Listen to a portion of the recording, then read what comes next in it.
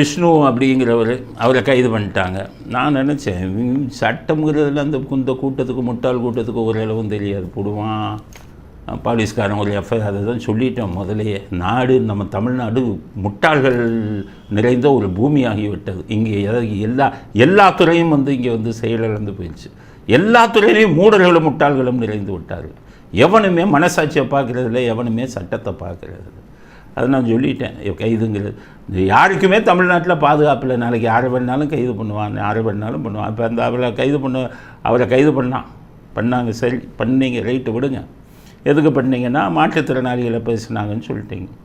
அந்த மாற்றுத்திறனாளிகள் இதை கூட நாங்கள் என்ன சொன்னோன்னு கேட்டிங்கன்னா, அது ஒரு இப்போ புராணங்களில் இப்போ கருட புராணம் இதிலெல்லாம் வரக்கூடிய விஷயத்தை அவர் சொற்பொழிவாக சொல்லிட்டார். அது சிலர் மனசை பாதிச்சிருக்குன்னா ரைட்டு, ரைட். அதுக்காக பிடிச்சி ஜெயிலில் போடுவீங்களா? ஒரு வார்த்தை ஒருத்தர் ஒரு சொற்பொழிவு பேசும்போது ஏதாச்சும் தவறான வார்த்தை வந்துட்டால் அவரை வார்ன் பண்ணி விடலாம், எச்சரிக்கை பண்ணி விடலாம். இன்னமே ஒரு ஸ்கூலில் இப்போ சொற்பொழிவுக்கு கூப்பிடாதீங்கன்னா அரசு பள்ளிகளுக்கெல்லாம் சுற்றறிக்கை விடலாம். அவனை பிடிச்சி கொண்டு போய் ஜெயிலில் போட்டீங்க, ரைட்டு. ஜெயிலில் போட்டீங்க, ரைட்டு. ஏதோ பேசிட்டாரு, பண்ணிட்டீங்க. அடுத்து இன்னொரு வழக்கு போடுறான். எவ்வளோ கேவலமான வேலை பாருங்கள். இன்னொரு வழக்கு என்னென்னா அதே புகார், இதே இந்த சவுக்கு சங்கருக்கு பண்ணதை அதே ஆரம்பிச்சுட்டாங்க. மறுபடியும் ஒவ்வொரு இடத்துலையும் ஒவ்வொரு புகார் கொடு. இந்த கோமாளித்தனத்தை இந்த நீதிமன்றம் பார்த்துக்கிட்டு இருக்கான் பாருங்கள். கேவலமான விஷயம். ரிமாண்ட் பண்ணிக்கிட்டே இருக்காங்கன்னா எங்கே நாடு உருப்படும்? ஒரு மேஜிஸ்ட்ரேட்டு ஒழுங்காக சட்டம் தெரியாதவங்க இருந்தால் என்ன பண்ணுறது? அதே வரைக்கும் ரெண்டாவது இது வரும்போது அவன் என்ன கேட்கணும்? நியாயமாக அவர் எந்த ஸ்கூலில் பேசினாரோ சைதாப்பேட்டைன்னா அங்கே மட்டும்தான் ஜூரிஸ்டிக்ஷன் வரும். வேறு எங்கேயுமே வழக்கு பதிவு செய்யக்கூடாது. வழக்கு பதிவு செஞ்சாலும் போலீஸ்காரங்க விரட்டி விடணும், மேஜிஸ்ட்ரேட் வெளில போயான்னு. அதை செய்யலை. ரெண்டாவது வழக்கு போட்டாங்க. இன்னும் எத்தனை வழக்கு? சவுக்கு சங்கர் மாதிரி 15 வழக்கு 16 வழக்கு போடுவாங்கன்னு நினைக்கிறேன். அடுத்து குண்டர்கள் சட்டத்துலேயும் கொண்டு வந்தாலும் வருவாங்க. பார்த்துக்கோங்க. சாதாரணம் பேசுனதுக்கு குண்டர்கள் சட்டம் கொண்டு வந்தாலும் வருவாங்க. இன்னும் கையை ஒடிக்கலை. ஆளுங்கட்சிக்கு எதிராக பேசுனா கையை ஒடிச்சிடும்ல. அது எப்போ கையை ஒடிக்க போகிறாங்கன்னு தெரியல. இதை விட கேவலமான விஷயம் என்னென்னா 7 மணி நேரம் விசாரிக்கிறான்ப்பா இந்த ஒரு விஷயத்தை.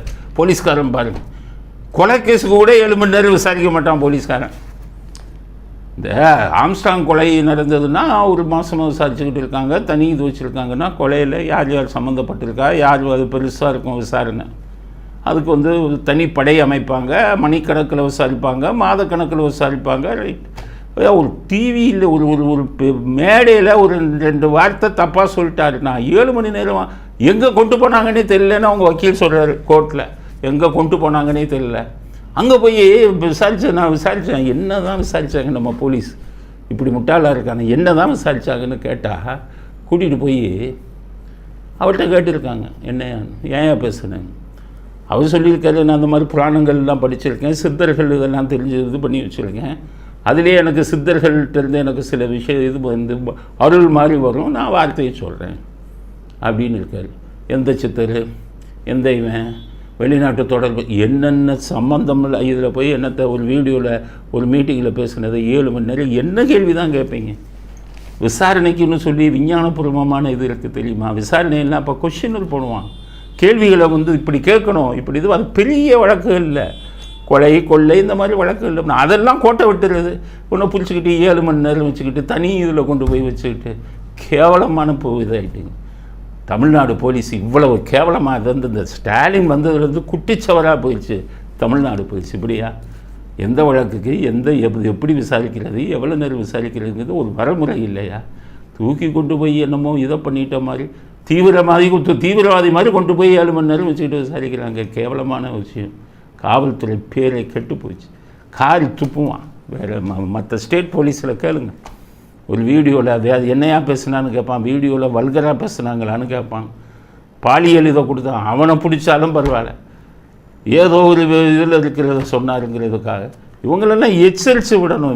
இவங்களுக்கெல்லாம் எஃப்ஐஆரே போடக்கூடாது. போலீஸ்க்கு அடிப்படை இதை தெரியல. பேரில் இருக்கிற அதை சொல்கிறான்னா அவன் படிக்காதவன்யா, முட்டாளியா. முட்டாள் படிக்காதவன் தான் இன்றைக்கி மந்திரியாகவும் எம்எல்ஏவும் எம்பியாகவும் இப்போ வரான். அவன் சொல்கிறதெல்லாம் கேட்டிங்கன்னா என்ன ஆகும்? அதனால் 7 மணி நேரம் விசாரணை பண்ணி ஒரு கேஸை போட்டாச்சு. இன்னும் கையை ஓடிக்கலை, இன்னும் குண்டர்கள் சட்டத்தில் அடைக்கலை, அதுவும் சீக்கிரம் பண்ணிடுவாங்க.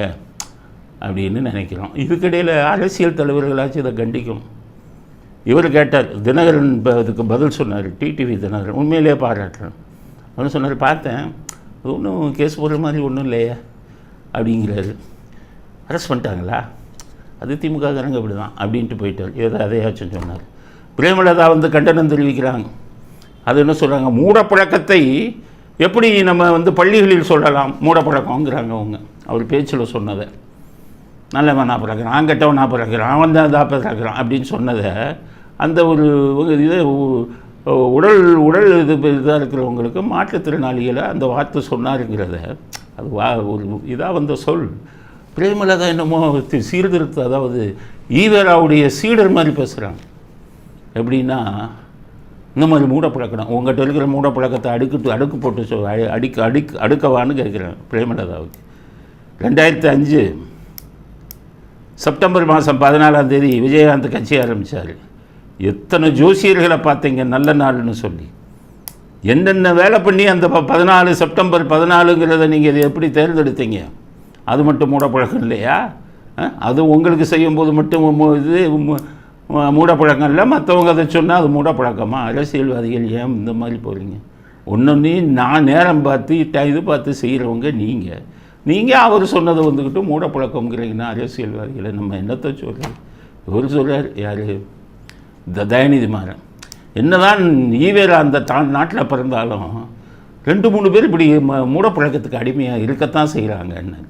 இன்னும் எவ்வளோதான் முன்னேறினாலும், எவ்வளோதான் பெரியார் வந்தாலும், ஒருத்தர் 2 பேர் இருக்கான் பாருமா, நம்மளை பின்னுக்கு தள்ளி அது மூட நம்பிக்கையிலே கொண்டு சென்றிருக்கிறாங்க. அந்த 2-3 பேருன்னு யார் சொல்கிறாருங்கிறது தெரியல. ஒன்று கருணாநிதி மஞ்சள் துண்டு போட்டார்ல, அதை சொல்கிறாருன்னு நினைக்கிறேன். ஈவேரா பிறந்தாலும் 2-3 பேருங்கிறத கருணாநிதி மஞ்சள் துண்டு போட்டதை சொல்கிறாரு. ஸ்டாலின் பதவி இருக்கும்போது திருப்பதி பிரசாதத்தை வாங்கி கையில் இது கட்டினார்ல, கயிறு, அதை சொல்கிறாரு அப்படின்னு நினைக்கிறேன். அவர் அந்த 2-3 பேர்னு சொல்கிறது அடுத்த ஒரு துர்கா ஸ்டாலின் சொல்கிறாருன்னு நினைக்கிறேன்.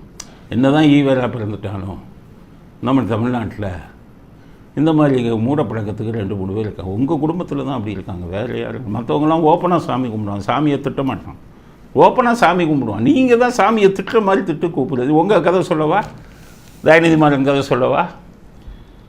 பிஎஸ்என்எல் கேஸ் உங்கள் மேலே போட்டாங்க எஃப்ஐஆர், இது ஒன்று போட்டாங்க, ஏர்செல் இது போட்டாங்க உங்கள் மேலேயும் உங்கள் அண்ணன் மேலேயும். குடும்பத்தோடு போய் காலாஸ்திரிக்கு போய் பூஜை பண்ணி இது கழிச்சிங்களே, ஞாபகம் இருக்கா? அது என்ன மூடப்பழக்கம் இல்லையா? தோஷத்தை கழிப்பதற்கு குடும்பத்துடன் உங்கள் குடும்பமே காலாஸ்திரி கோயிலுக்கு படையெடுக்கவில்லையா? படையெடுத்து போகலையா? இப்போ எங்கே போச்சு இந்த மூடப்பழக்கம்? தோஷத்தை எல்லாம் கழிக்கிறதுனா அது மூடப்பழக்கம் தானே உங்கள் இதுபடி. ஆக நீங்கள் மற்றவங்களை பற்றிக்கிட்டு நாட்டில் மூடப்பழக்கத்தை நம்புகிறவங்கன்னு சொல்கிறது வேடிக்கையாக இருக்கிறது. அது ஈவேராவெல்லாம் பேசாதீங்க. உங்கள் ஈவேராவே மூடப்பழக்கம் என்னென்ன பண்ணாருன்னு நான் லிஸ்ட்டு கொடுக்குறேன். இது வரும்போது உங்கள் ஈவேராவே பெரிய பகுத்தறிவாதியா அப்படிங்கிறவன் வெளியில் பேசுனது ஒன்று, உள்ளே நடந்துக்கிட்டது ஒன்று. இதுதான் உங்கள் ஈவேராவோட கதை. எல்லாத்திட்டையும் கேட்டு பாருங்கள். உங்கள் இப்போ வீரமணியை போய்கிட்டு மடாதிபதிகள்கிட்டெல்லாம் போய் கும்பிட்டுக்கிட்டு இருந்தவர். இதுதான் கதை. அதனால் திராவிட கூட்டம் வந்துக்கிட்டு இதை கொச்சப்படுத்தாதீர்கள் அப்படிங்கிற கருத்தையும் இந்த விஷ்ணு விஷயத்தில் பதிவு செய்ய